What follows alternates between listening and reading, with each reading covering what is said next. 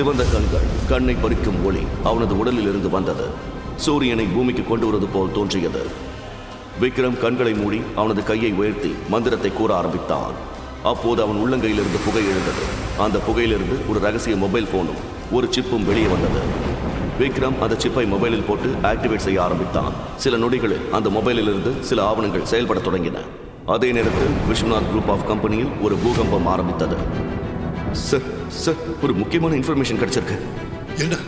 என்னாச்சு சார்? நம்ம தேடிக்கிட்டு இருக்கிறவனை கண்டுபிடிச்சிட்டோம். அவன் கிடைச்சிட்டான். இப்ப எங்க இருக்கான்? அவனை இப்பவே இங்க கூட்டிட்டு வாங்க. சார், அவன் இப்போ எங்க இருக்கான்னு எனக்கு தெரியல. ஆனா அவனோட எல்லா அக்கௌண்ட்ஸும் மறுபடியும் ஒர்க் ஆக ஆரம்பிச்சிடுச்சு. நம்ம ஆல்ரெடி அவன்கிட்ட நெருங்கிட்டோம்.